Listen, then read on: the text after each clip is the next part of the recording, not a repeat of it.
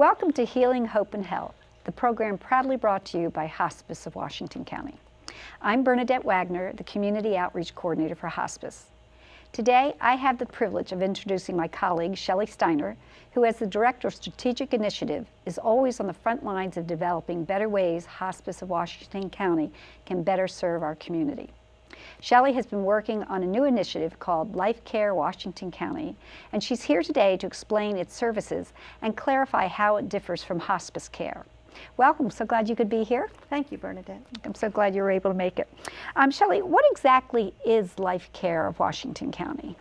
Life Care of Washington County, maybe it's better for me to kind of say to you how it came to be. We had many patients who would be calling in and asking for help through hospice care.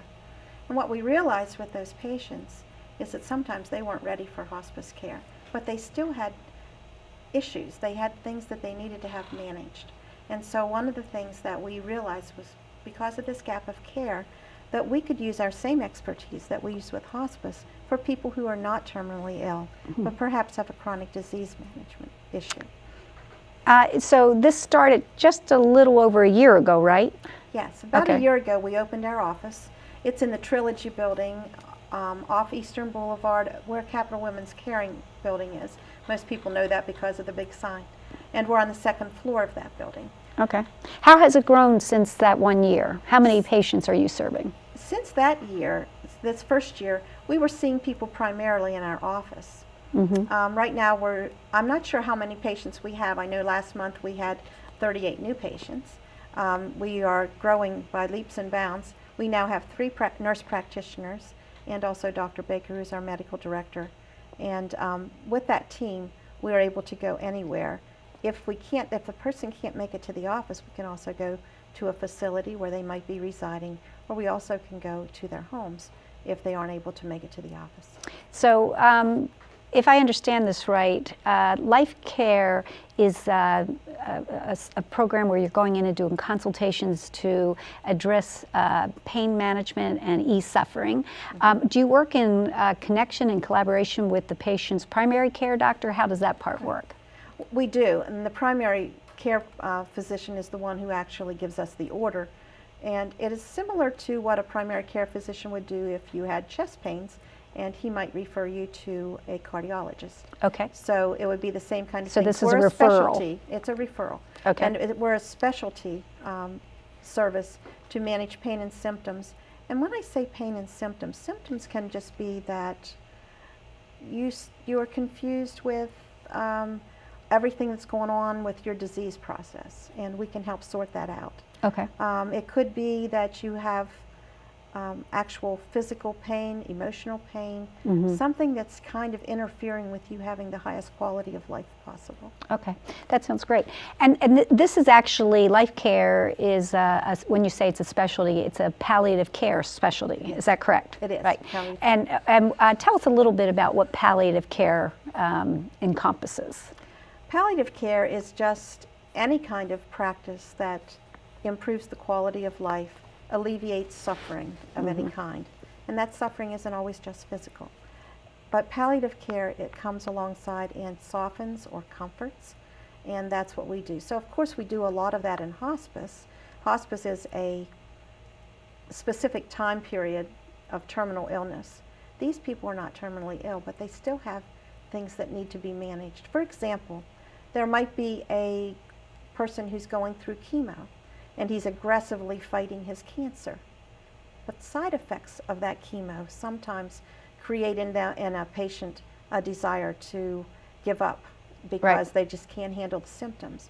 Palliative care consult would come in alongside of them, even while they're receiving treatment for their cancer. We don't treat for the cancer, but we take care of the side effects of the treatment so that they can pursue their treatment even longer. And so where that's different is hospice does not provide its care to people who are still aggressively trying to have their disease managed. So this is really for people who are still either not yet ready to have hospice or still seeking significant treatment options.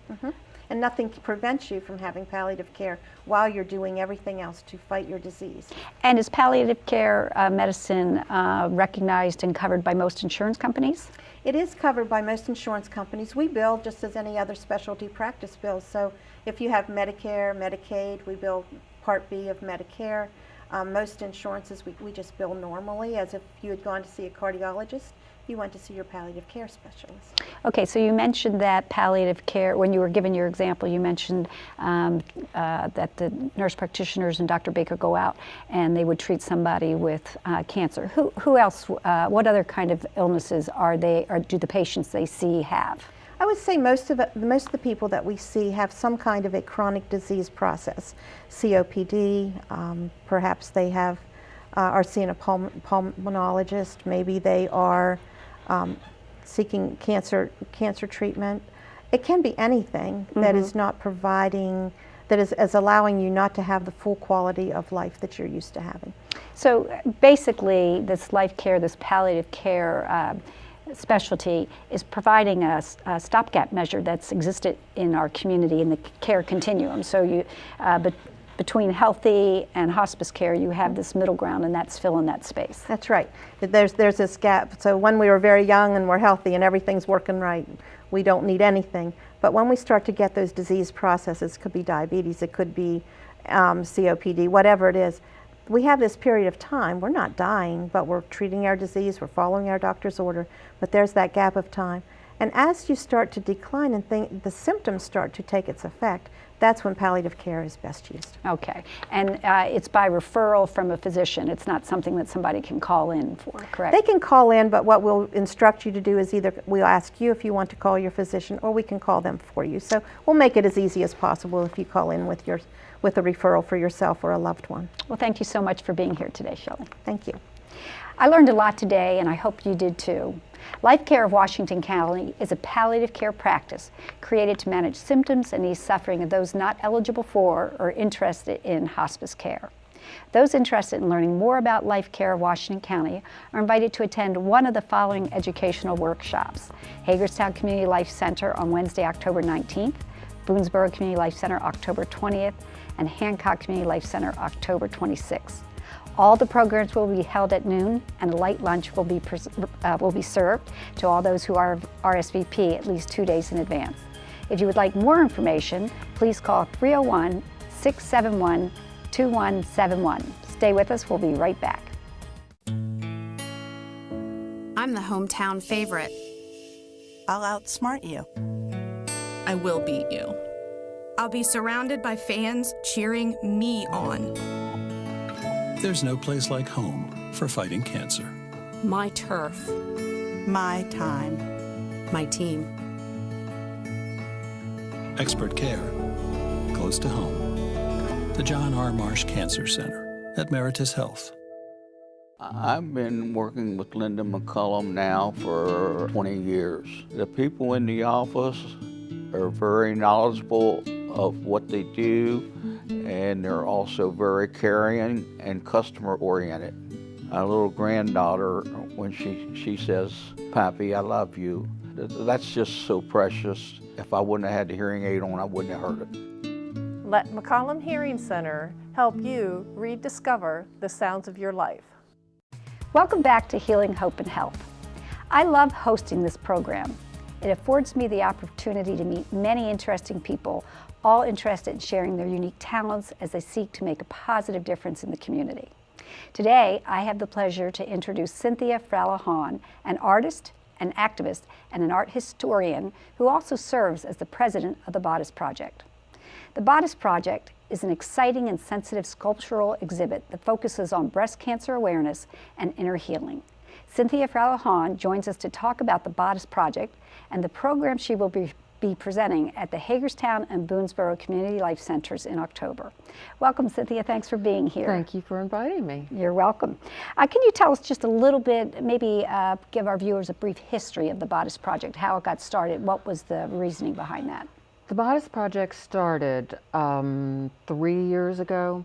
I had actually been working with another nonprofit that they were, the benefit of their event was for breast cancer awareness of Cumberland Valley. at that time, my best friend got diagnosed with breast cancer and asked me to be her advocate. So I just kept saying, we need to do something to get the word out about this charity, because this is the most important part of this event. So I don't know, something snapped in my head, and a friend said, well, maybe there should be some colorful things in Shepherdstown and down German Street. So I thought of wrapping women's torsos, since it had to do with breast cancer. And from there, I realized very quickly that many artists wanted to participate, and I asked a few so that we could have all these sculptures all over German So Street. the idea was you created these molds of Yes. the women's bodies, Yes. and then you use that as your canvas for the art. Yes, and Okay. each one is done very individually, because each woman and man, I've wrapped only one man so far, but men get breast cancer too. And I wrap them, and then I have to do all this other process to ready the actual sculpture. And then I paint them according to that person, to honor that particular person. Their inner beauty. Exactly. Right. Exactly. What a lovely, lovely idea. How does this project support the healing? What does this do for the people who participate, those who have dealt with mastectomies? Well, it's interesting, because the last woman I wrapped, which was just a week or so ago, she told me, because we had a large exhibit at the Bridge Gallery in Shepherdstown, West Virginia, last August. And my friend that I just wrapped, I knew she'd gotten breast cancer. It wasn't as severe as it could have been. Anyway, she said it was about that show lifted her up. She didn't know her diagnosis yet, but that show lifted her up, and she said, I can get through this. And she said, this is why I'm here modeling, because that made such an impact on me. That's great. You're an artist. Can you tell us what it means to you and the other artists to actually establish this relationship with these folks who are being the models for this exhibit? Well, I can really only, I can speak for myself and one other artist, but it's a very tender, loving sort of... It's intimate. It's very intimate. And I try very hard. I want everybody to be comfortable. And then I just talk to them while we're, to find out about them, so that I can properly do the bodice to fit their personality. And yes, it's...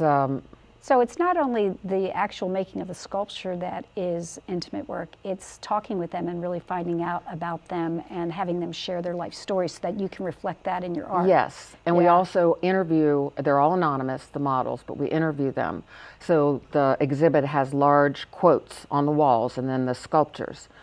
But the first woman that I did wrap that had breast cancer, she just said, this gives me a sense of community. Oh, that's great. Cynthia, real quickly, you're going to be doing two programs in each of our life centers in Boonesboro and Hagerstown.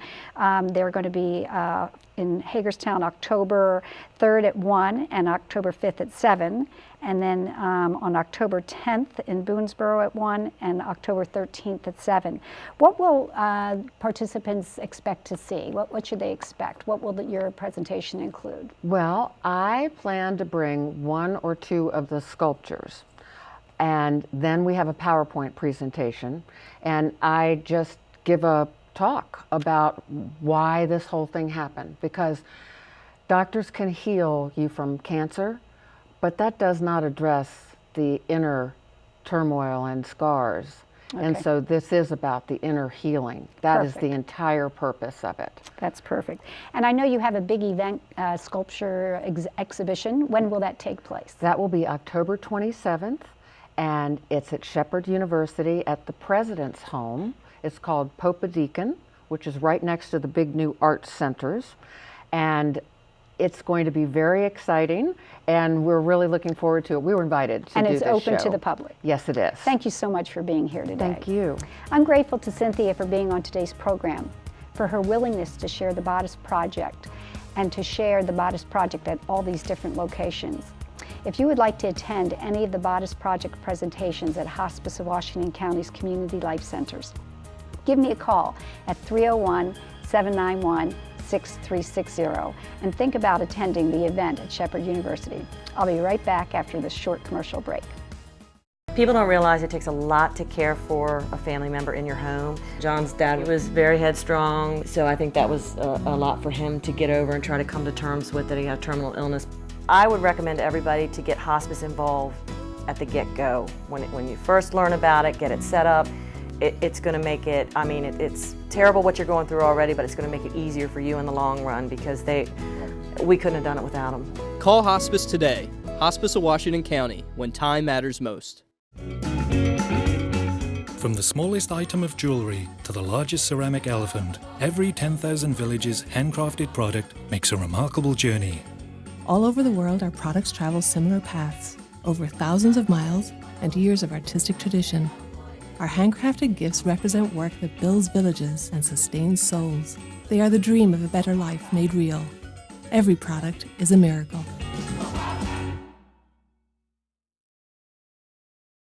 Welcome back to Healing, Hope, and Health.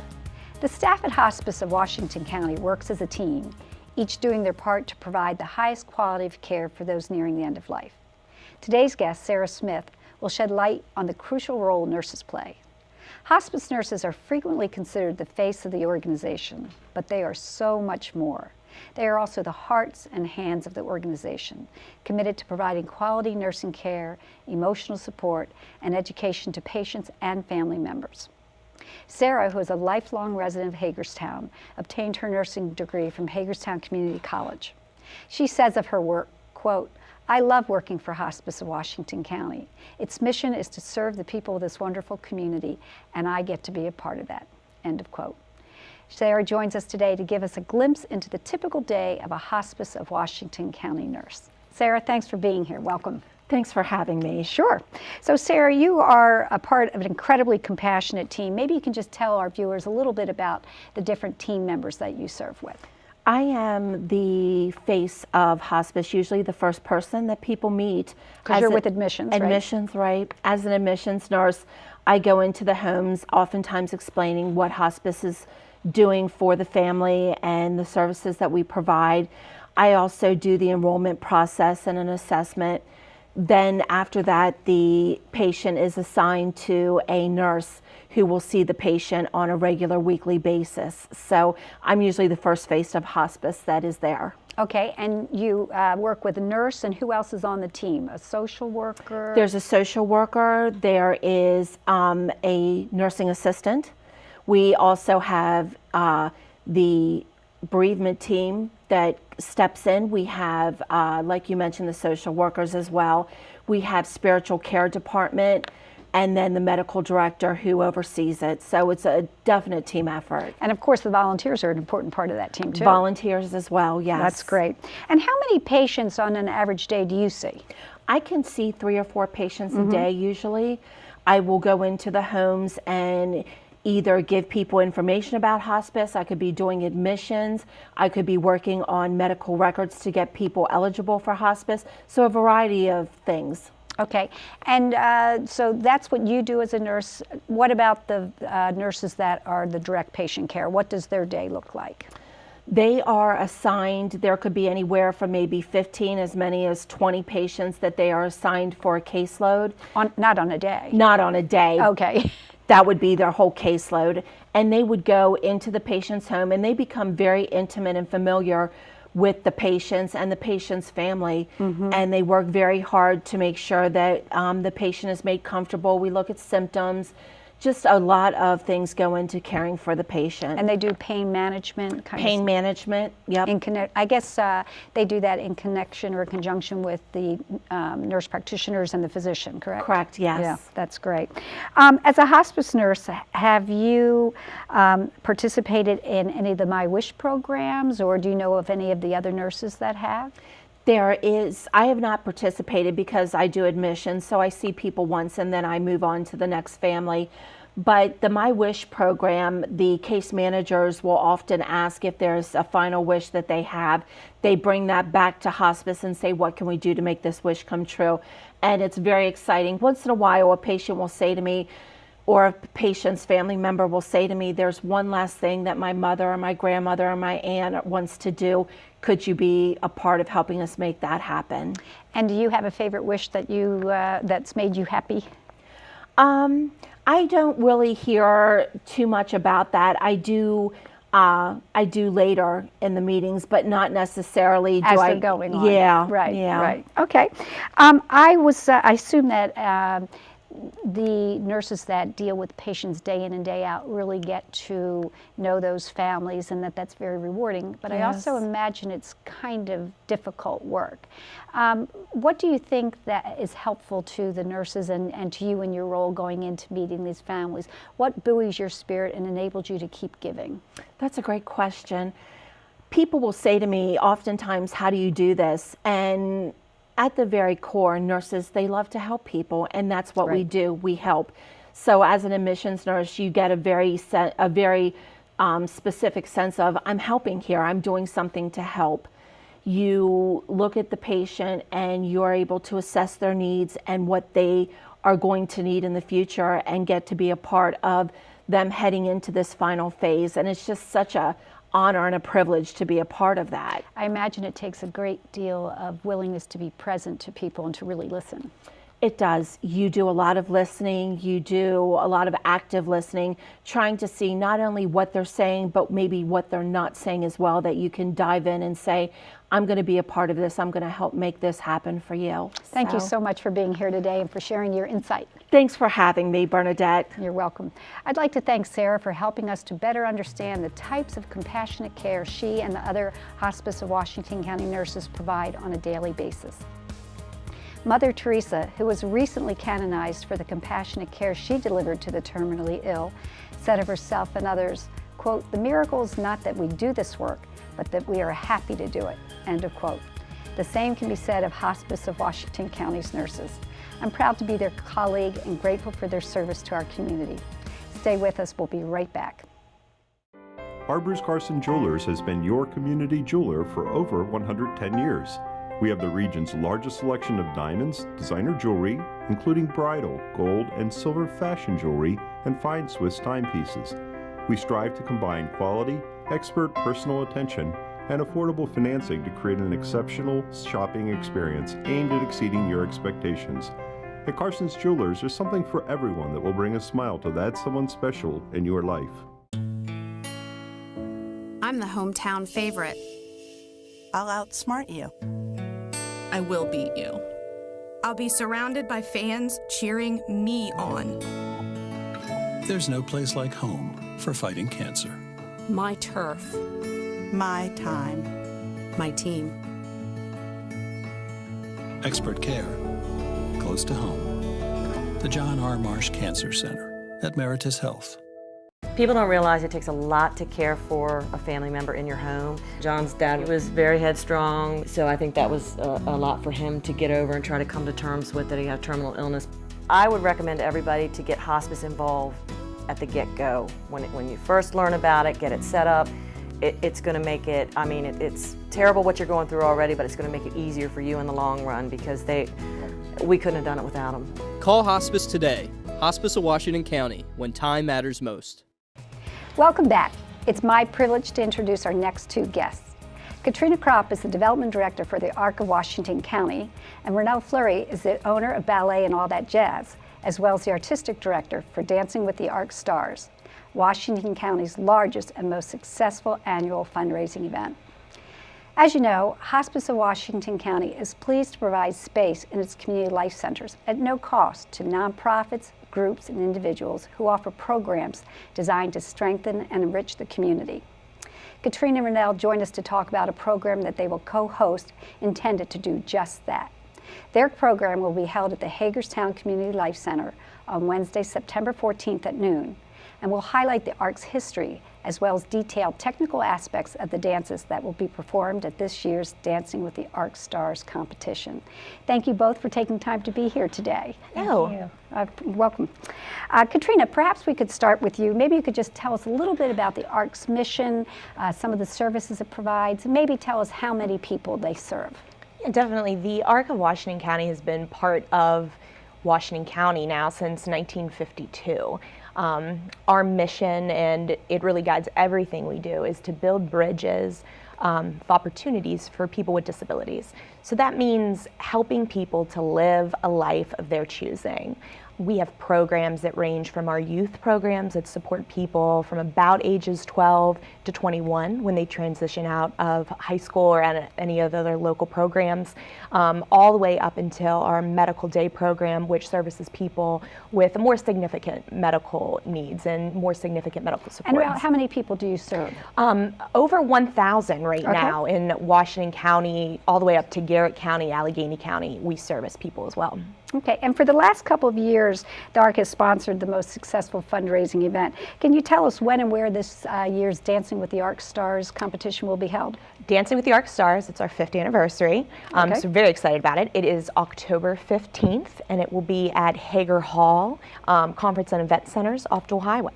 Okay, and what time will the doors open? 6 p.m. Okay, so Nellie, you are the artistic director, and this is for the 5th year. Before I get you talking about the actual competition, I was wondering if you could tell our viewers why it is that you donate your time and why you have taken on this role for 5 years in a row.